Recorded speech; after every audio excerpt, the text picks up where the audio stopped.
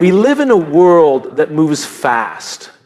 A world where being the loudest voice in the room is often mistaken for leadership, and where speaking first is seen as being confident, bold, assertive.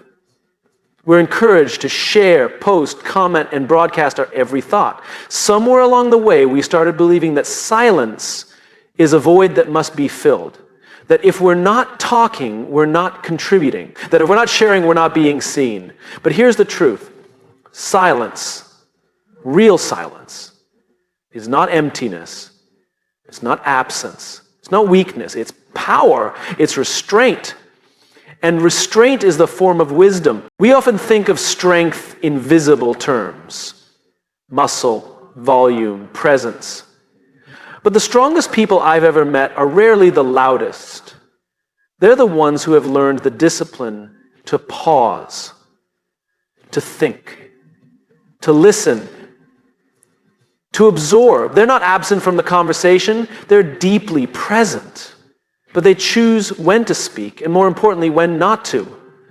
There is an incredible power in resisting the urge to react. Think about the last time someone said something that irritated you, challenged your beliefs, or hurt your feelings. That instinct you had to snap back, to correct, to defend, we've all felt it. It's a very human response. But what separates the wise from the impulsive is the moment between stimulus and response. That moment, that space is where strength lives. Silence gives you space to process, not just react. And in that space, you're not just more composed, you're more human. I once sat across the table from a leader I greatly admire. We were discussing a difficult situation involving one of his team members. Emotions were high, the stakes were real, and people wanted answers. Everyone was talking. The room was noisy with opinion. But he sat still. He didn't interrupt. He didn't rush. He just listened. When he finally spoke, and it was after a long pause, the room fell silent. Not because he raised his voice, but because his presence was grounded. His words had weight. He had taken the time to understand, to feel, and then to respond. That kind of leadership, it doesn't come from domination, it comes from discipline. But let's not confuse silence with suppression. This isn't about bottling everything up or pretending your emotions don't matter. It's about recognizing that not every thought is ready to be shared, that not every feeling needs to be validated externally. Some things deserve to be felt fully and privately. When we rush to express everything immediately, we often rob ourselves of the opportunity to understand what we're really feeling. We vent instead of reflect. We react instead of respond. We need to relearn the art of processing before speaking, not because silence is always better, but because it's often wiser. When we give ourselves permission to hold back, we're not hiding, we're choosing the right time, the right words, the right audience. That is strength. We also need to recognize that being silent does not make us passive. There is a difference between being silent and being silenced. One is a choice, the other is oppression. What we're talking about here is voluntary silence, the kind that comes from self-awareness and emotional intelligence, the kind that says, I know what I want to say, but I also know the impact it could have. The kind that says, I understand that speaking right now may serve me, but may not serve us. Imagine how our relationships would change if more of us practiced this. If we paused before speaking in anger, if we listened a little longer before offering advice, if we allowed space in our conversations for people to think and feel without immediately needing to fill the gap, silence creates room for depth. And in that room, empathy grows. In leadership, silence is often misunderstood as indecision or weakness. But the best leaders know that silence can be a strategy. When we listen without interrupting, we send a signal. You matter.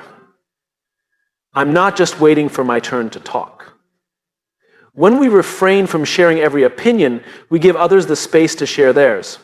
And when we hold our words until they are fully formed, we speak with more clarity, more conviction, and more influence. This isn't easy. Silence takes practice. It takes confidence to not always need to be heard.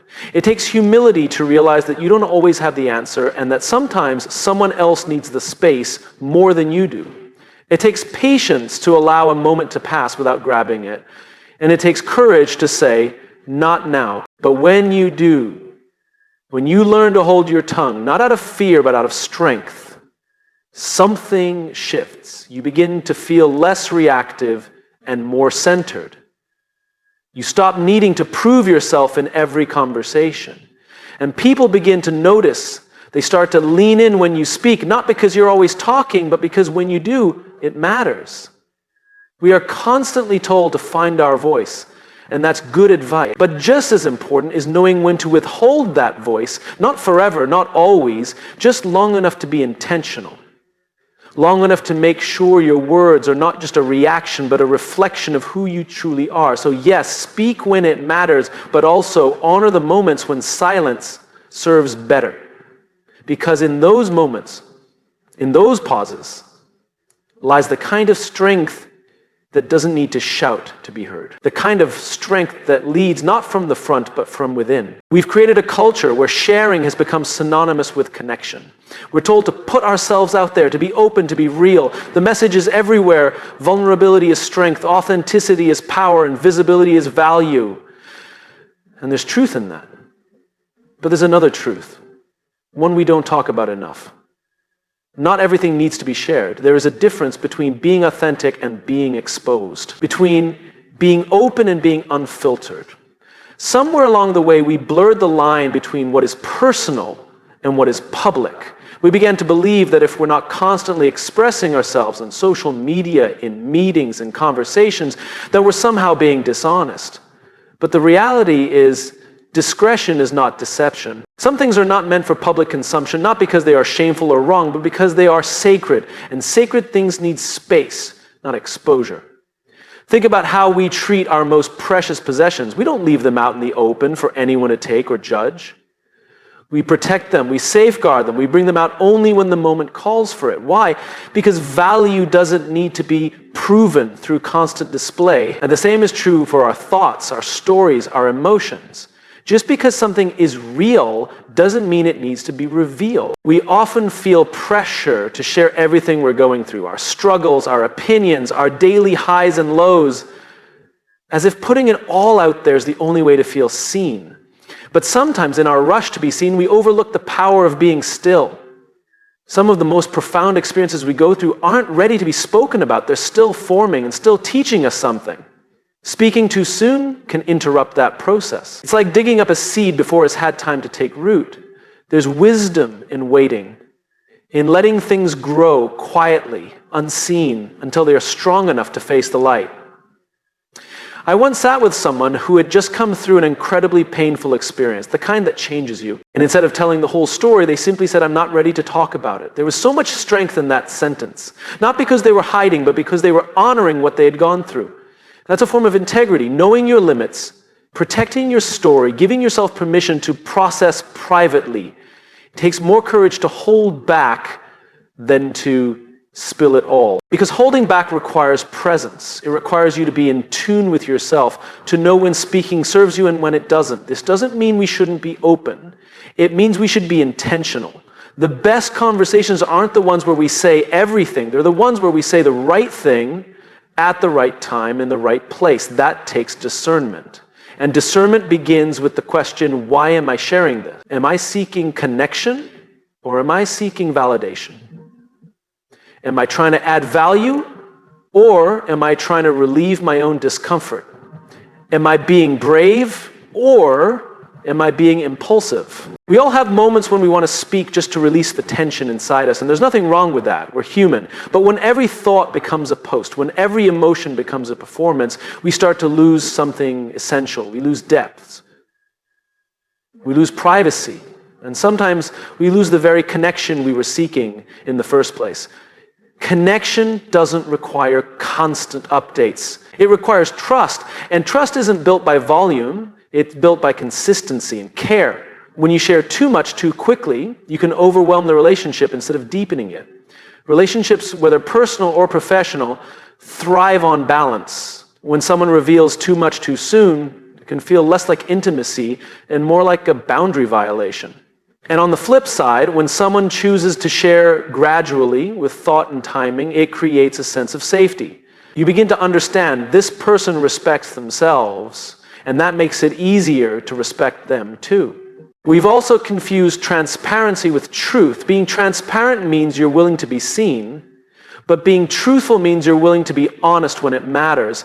And the truth is, some moments are not meant to be narrated. They are meant to be lived fully and quietly. You don't need to write a caption about everything. You don't need to explain every decision. Silence doesn't mean you're hiding something. It often means you're building something.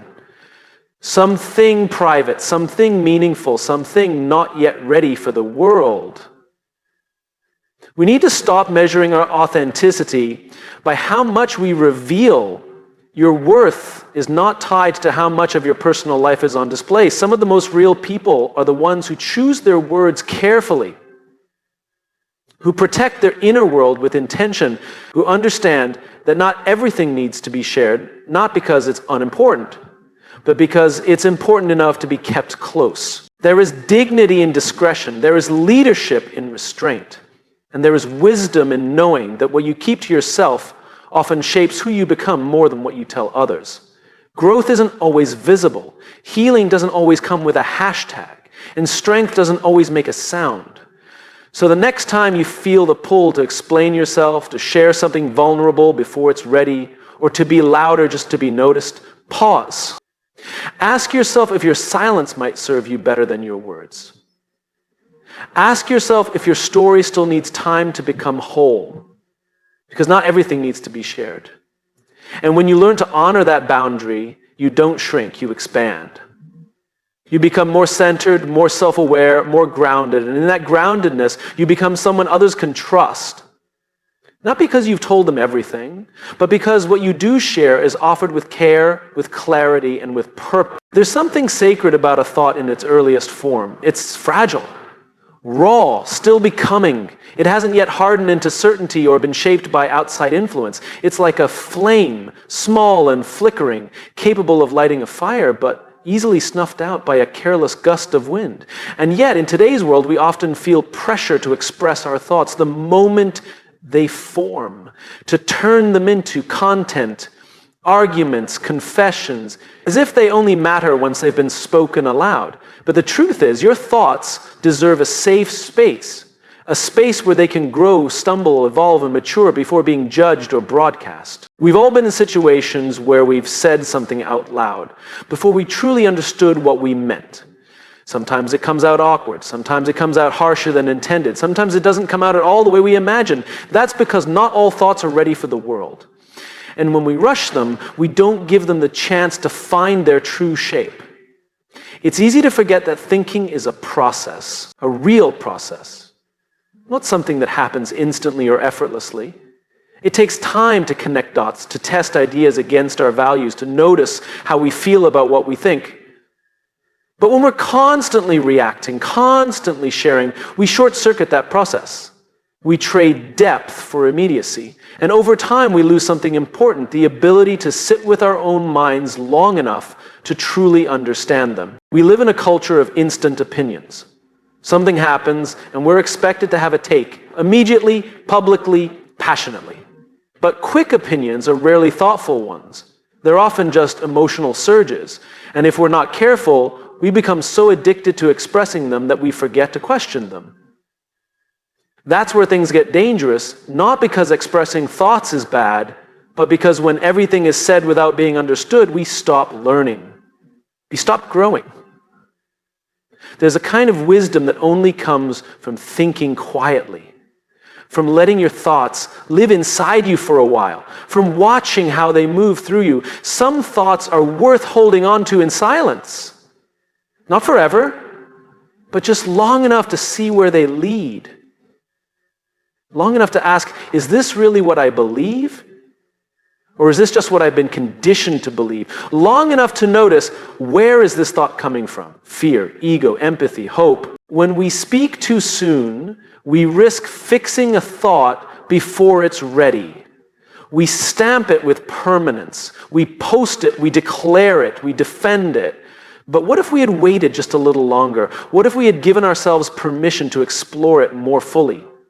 We might have discovered a better version of it, or maybe even changed our minds entirely. But now, because it's out there, we feel obligated to stand by it. That's how good people end up digging into bad ideas, not because they're arrogant, but because they didn't give themselves enough room to think. One of the most powerful habits a leader or any person can develop is the ability to say, I don't know yet. Not because they're uncertain, but because they respect the complexity of thought. Because they understand that clarity takes time. In fact, some of the wisest people I've met are also the most cautious about sharing what they think. Not because they're secretive, but because they treat their mind like a workshop, not a stage. We need more of that. More people who are willing to think in private before speaking in public. More people who are curious enough to sit with their thoughts before unleashing them. More people who understand that silence isn't an absence of thought, it's a sign of someone taking their thoughts seriously. It's not just about protecting yourself, it's about respecting yourself. Because your thoughts, especially the tender ones, are part of who you are. And they deserve a safe space. A space without judgment, without performance, without pressure. Maybe that space is a journal. Maybe it's a long walk. Maybe it's a quiet moment before the world wakes up. Whatever it is, it's yours.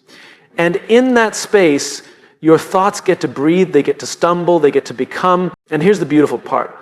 When we give ourselves that space, we also create better spaces for others.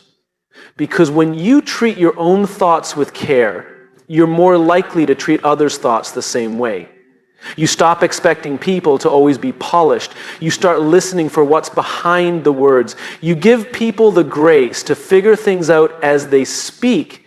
That's how trust is built, not through perfection, but through patience. We often think that speaking is how we make things real. But thinking is where we begin to make things true. Before you ever say the words, the meaning is being shaped in silence. That space matters, that pause matters, that internal dialogue, the one no one else hears, is where the most honest part of us lives. It's not something to rush through, it's something to honor. So the next time you feel the urge to speak a thought just because it's loud in your head, pause. Ask yourself, is this thought ready to be shared, or does it still need time to teach me something? And if the answer is the latter, give it that time. Let it unfold. Let it wrestle with you. Let it challenge you. Because when it finally does reach the world, it will be stronger, it will be clearer, and it will be something you're proud to have said, not just because it sounded good, but because it came from a place of truth. Your thoughts are not just ideas, they are seeds, and every seed needs soil, quiet, and time before it becomes something that can stand on its own. Don't deprive your mind of that process. Give your thoughts the safe space they deserve, because from that space, the best of you will grow. Trust is one of those words we all use, but few of us pause to truly understand. We say things like, trust me, or you can count on me, as if trust is something that can be handed over with a promise. But real trust doesn't work that way. It's not given just because we ask for it. It's not earned through big, dramatic gestures. Trust is built slowly, quietly, over time. It's not about what you say, it's about what you consistently do. We live in a time where everything is about perception, where people share their best moments, their polished opinions, their curated selves. We've mistaken visibility for vulnerability and exposure for intimacy. But trust isn't built through declarations. It's built through alignment. When what you say matches what you do, when your words and your actions begin to echo each other again and again, until people start to believe that what they see is who you truly are.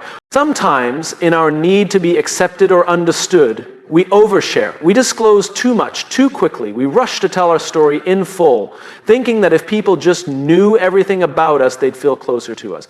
But the truth is, dumping information isn't the same as building connection. You can tell someone every detail of your life and still feel completely misunderstood.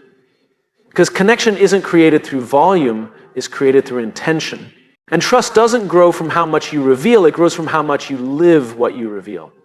I've seen leaders who speak constantly about transparency, about culture, about values, and yet their teams don't trust them. Not because they're dishonest, but because their behavior doesn't back up their words. They say people first, but make decisions that put profits ahead of people. They say we're a family, but create environments where no one feels safe to speak. The disconnect isn't in the message, it's in the inconsistency.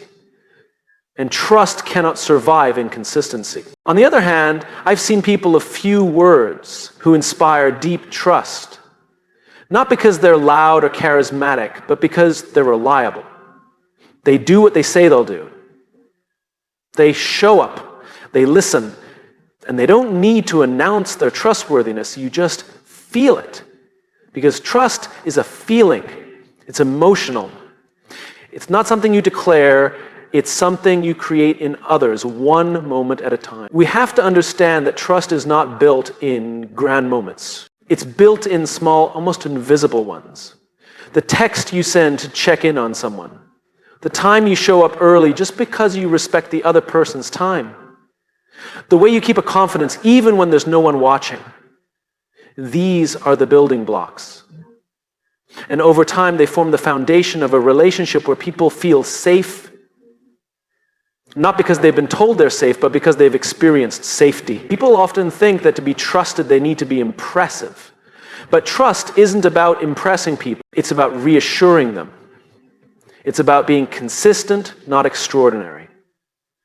It's about being someone others can rely on when things are uncertain. That's why the most trusted people are often the ones who don't feel the need to prove themselves all the time. They understand that trust is built when others feel seen, heard, and respected, not overwhelmed by their presence. There's also something important to understand about timing. Trust grows slowly, but can be lost quickly. And when we overexpose ourselves, especially too early in a relationship, we can unintentionally create discomfort. Vulnerability is powerful, but only when it's rooted in relationship. If I barely know you and you tell me your deepest secrets, I might feel confused, even uneasy. But if we've built a foundation and you open up, I'll feel honored. That difference isn't about the content. It's about the content. Our trust is about timing. It's about knowing when someone is ready to receive a piece of you and when you are truly ready to share. We also need to be honest about our own relationship with trust. Are we asking for it without giving it? Are we expecting people to believe in us before we've shown them who we really are? And perhaps most importantly, are we trying to force trust instead of fostering it? Because when we try to rush trust through oversharing, over-explaining, or over-promising, we create pressure. And pressure rarely creates safety. It creates suspicion. Building trust also means accepting that you can't be everything to everyone. Not everyone will trust you. And that's okay. Trust is not universal, it's relational. It's something you build with one person at a time based on shared experiences, honest interactions, and emotional safety. And the more we try to earn everyone's trust all at once, the more we dilute our authenticity, because trust doesn't require perfection, it requires congruence. You don't need to be flawless, you just need to be real. So instead of asking, how can I get people to trust me, maybe the better question is, how can I become more trustworthy? That shifts the focus from performance to presence, from image to integrity, from impression to intention. When you start living with that mindset, something powerful happens. You stop needing to convince people. They start seeing it for themselves. It's easy to say all the right things. It's harder to live them. But people notice. Over time, they always do. So let your actions be the loudest part of your message. Let your consistency speak more than your charisma. Let your presence, not just through your words, be the reason people feel safe around you. Trust isn't built through noise. It's built through rhythm, through repetition, through quiet moments of honesty, reliability, and care. And when you understand that, you stop trying to broadcast trust. You simply start living in a way that earns it. There's something captivating about people who don't reveal everything at once. You've probably met someone like that. The kind of person who speaks thoughtfully, who listens more than they talk, who doesn't rush to fill silence with noise. They carry themselves with calm, not because they're holding something back out of fear, but because they've chosen to preserve something, their privacy, their pace, their peace. And when they speak, you lean in. Not just because of what they say, but because of what they don't say. That is the quiet power of mystery. We often misunderstand mystery. We think it means being secretive, closed off, or evasive. But real mystery isn't about hiding. It's about holding something sacred, something intentional, something not meant for everyone. It's about understanding that not all of who we are needs to be revealed to be understood. Sometimes what we choose not to share, because the very thing that gives weight to what we do share. We live in a time where the expectation is full disclosure. Share your story, tell the world your journey, be transparent, be vulnerable, be visible. And yes, there's beauty in openness, but there's also strength in restraint. Because when everything is on display, nothing feels special. The more we expose, the more we risk diluting the meaning behind the message. Sometimes the most compelling thing you can do is leave space. Let people wonder, let people discover, let people earn the deeper parts of who you are. Mystery isn't manipulation, it's maturity. It's recognizing that just because something is true doesn't mean it's time. Just because a thought is valid doesn't mean it's complete. Just because you feel something deeply doesn't mean it's ready to be understood by someone else. Holding something close isn't a sign of distance, it's a sign of discernment. Have you ever noticed how the most impactful leaders often say the least? They don't flood rooms with words. They use pauses, they listen. They let silence work for them, not against them. They understand that presence doesn't come from how loud you are, it comes from how intentional you are. That mystery, that space between what people know about you and what they sense about you, creates trust, intrigue, and respect. When someone reveals everything right away, we might feel curious at first, but it often fades. There's no journey left, no discovery, no unfolding. So when someone shares themselves piece by piece, when they hold certain parts back until trust is built, until connection is formed, we pay attention. Not because we're being teased, but because we're being invited. And invitations carry weight. They say, you've earned this part of me. Mystery also allows space for reflection. When you don't rush to define yourself to others, you give yourself room to discover yourself. Because who you are is not static, it's evolving. And if you share everything too soon, you might end up protecting a version of yourself that no longer fits. But when you keep parts of your story close, not hidden, just sacred, you give yourself permission to keep growing without needing to constantly explain yourself. This isn't just about people, it's about ideas too. Some of the most powerful ideas take time to ripen. If you share them too soon, before you've tested them, before you've questioned them, they can fall flat. But when you let them mature, when you sit with them, refine them, live them, they come out stronger, more grounded, more believable. That's the discipline of mystery. Resisting the urge to reveal everything in the name of speed or validation. We also underestimate how empowering it is to not explain yourself. To walk into a room and not feel the need to justify your choices, your feelings, your identity. Not out of arrogance, but out of peace. Because when you're secure within, you don't need constant approval from without.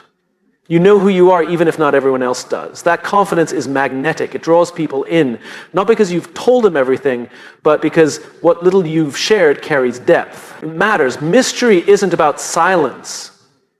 It's about substance. It's about choosing what to say, when to say it, and why it matters.